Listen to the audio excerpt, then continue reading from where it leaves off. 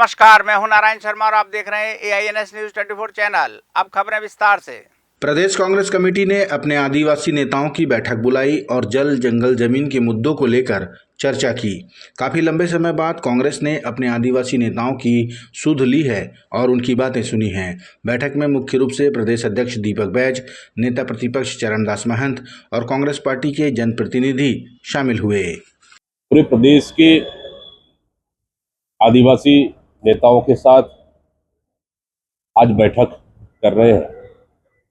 इसमें आदिवासी समाज के वरिष्ठ नेता, MLA, ex-MLA, समाज के प्रमुख उपस्थित रहेंगे और जिस तरह से ये सरकार आदिवासियों की जल जंगल जमीन को छीन रही है और आदिवासियों को प्रताड़ित कर रही है, बेघर कर रही है, इन सब मुद्दों को लेकर आज विस्तृत रूप से चर्चा होगी और आने वाला समय में इसको किस तरह से लड़ा जाएगा, इसको लेकर एक बड़ा रणनीति आज बनाएंगे, जिसको लेकर अभी 12 बजे से हमारी बैठक होनी है।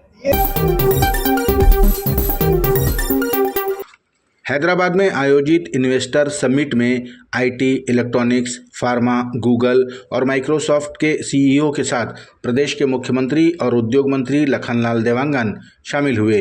इस दौरान छत्तीसगढ़ में निवेश प्रस्ताव उनके समक्ष रखे गए। मंत्री लखनलाल देवांगन ने बताया कि अब इन क्षेत्रों के 8 लाख करोड़ का निवेश प्रस्ताव प्राप्त हो चुका है। उन प्रस्तावों पर कार्य भी प्रारंभ किए जा चुके हैं।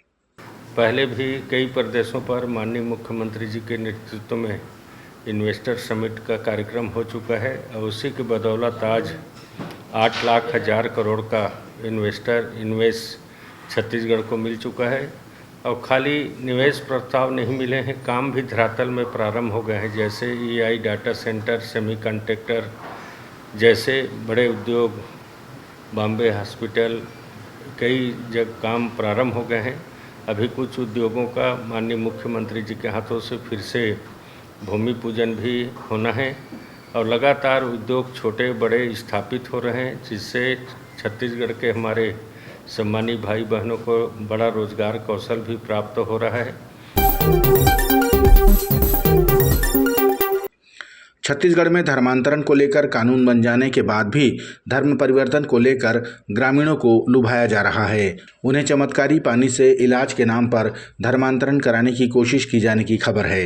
ये मामला जांजगीर जिले के ग्राम उदयबंद का है, जहां एक घर में चंगाई सभा का आयोजन किया जा रहा था। उसी दौरान हिंदू संगठन के कार्यकर्ता पहुंचे और पुलिस को इसकी शिकायत की। पुलिस ने मौके से धार्मिक पुस्तकें बरामद की, साथ ही 2 व्यक्तियों को हिरासत में लेकर पूछताछ कर रही है। राजनांदगांव जिले के गठुला ग्राम पंचायत में अवैध शराब बिक्री से त्रस्त महिलाओं ने SP ऑफिस पहुंचकर शिकायत दर्ज कराई और कार्रवाई की मांग की। महिलाओं ने बताया कि उनका गांव अवैध शराब बिक्री के कारण नशे के चंगुल में आ चुका है। लोग जहां तहां शराब पीते हैं, जिसके चलते महिलाओं को वहां से गुजरने में परेशानी होती है। महिलाओं ने बताया कि इसके पूर्व चिखली थाने में इसकी शिकायत की गई थी, लेकिन कार्रवाई का कोई असर नहीं हुआ। गांव में भी पीते हैं और साथ ही साथ आसपास के लोग पूरा खेत तरफ, चौक चौराहा में इतना अधिक मात्रा में बढ़ गया है पीने का और गाड़ी गलौज करने का, जिससे महिला लोग सही से खेत भी जा रहे हैं तो डर डर के जा रहे हैं। उस कारण से सभी को बहुत समस्या हो रही है और इसकी शिकायत हम लोग चिखली थाना में, हमारे क्षेत्र जो आता है वहाँ पे भी किए थे। फिर थोड़ा सा कार्रवाई हुआ था, उसके बाद वो भी मतलब ध्यान नहीं दिए। इस कारण से आज हम लोग SP मैडम के पास मिलने आए हैं, ये अवैध शराब बिक्री रोक लगाए करके।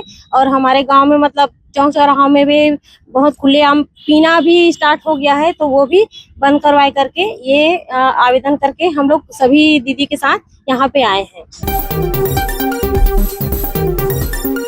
क्या आप यकीन करेंगे, राजधानी रायपुर में खुल गया है शुद्धता से परिपूर्ण, कम कीमत में अनलिमिटेड भोजन के साथ शुद्ध शाकाहारी श्री नारायण थाली।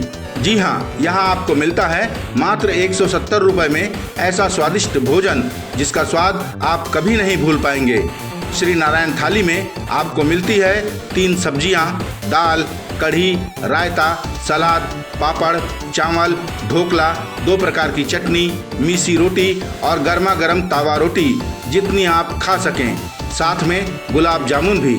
तो एक बार जरूर आइए और अपने परिवार के साथ शुद्ध भोजन का स्वाद चखिए। हमारे यहाँ जैन थाली भी उपलब्ध है। श्री नारायण थाली, शॉप नंबर 75, शुभ कदम के बाजू में, सिटी सेंटर मॉल के पास, पंडरी, रायपुर। Phone number 9009474545। कांग्रेस के प्रदेश अध्यक्ष दीपक बैज ने आरोप लगाया कि प्रदेश सरकार में मंत्रियों और मुख्यमंत्री के बीच समन्वय नहीं है। उन्होंने कहा कि उप मुख्यमंत्री प्रधानमंत्री आवास निर्माण की जानकारी पत्र के माध्यम से मुख्यमंत्री को दे रहे हैं। क्या मुख्यमंत्री जी को इसकी जानकारी नहीं है? दीपक बैज ने कहा कि उप मुख्यमंत्री ने जो जानकारी दी है वो भी गलत है, क्योंकि ग्रामीणों को आवास की दूसरी किस्त अभी तक अप्राप्त है। प्रदेश का मुखिया है, उन्हें तो सब पता होना चाहिए, सभी विभागों के बारे में पता होना चाहिए, और उनको चिट्ठी लिखकर अगर बता रहे हैं तो स्पष्ट है कि सरकार में क्या चल रहा है, उससे समझ सकते हैं। मतलब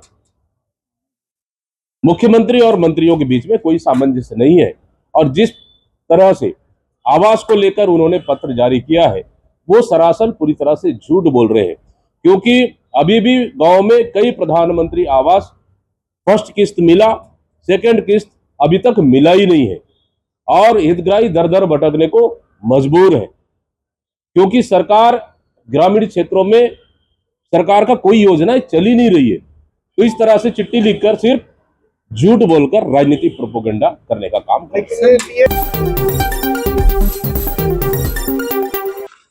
राजधानी के खमारडी में स्थित गोल्डन होम्स के मकान में हुई चोरी का खुलासा पुलिस ने किया है। चोरों ने 3 और 4 जून की दरमियानी रात को भरत छापड़िया के घर में सोने चांदी के जेवरात और नगद राशि पर हाथ साफ किया था। पुलिस ने चोरी में शामिल 3 आरोपियों को गिरफ्तार किया है और उनके कब्जे से लगभग 6,28,000 रुपए का मशरूका जब्त किया है।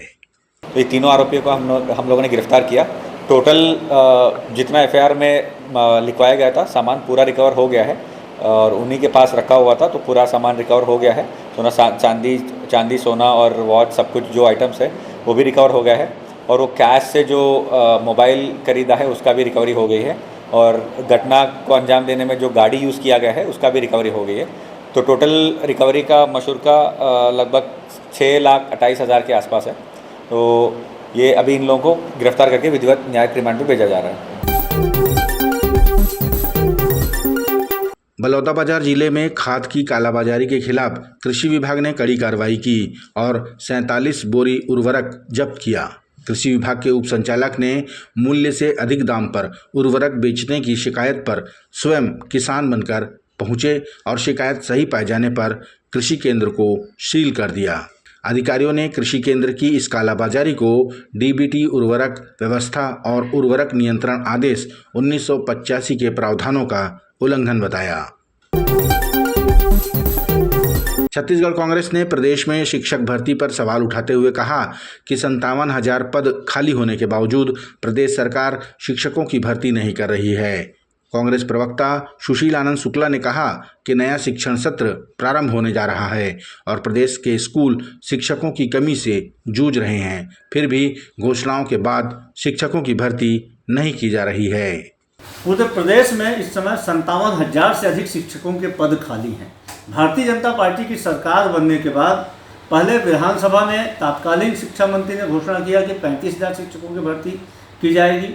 उसके बाद वित्त मंत्री ओपी चौधरी ने घोषणा किया इस वर्ष कि 20,000 शिक्षकों की भर्ती की जाएगी।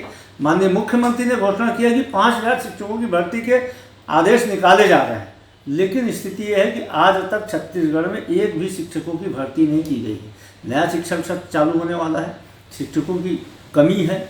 यही नहीं, आत्मानंद स्कूलों में भी शिक्षकों की भर्ती जो स्थानीय स्तर पर थी उसको सेंट्रलाइज किया गया, वहाँ पे भी भर्ती नहीं हुई। तो पूरे प्रदेश में शिक्षकों की कमी होने के कारण बच्चों का शैक्षणिक कार्य प्रभावित होगा। कांग्रेस पार्टी मांग करती है कि सरकार त्वरित रूप से तत्काल शिक्षकों की भर्ती करे।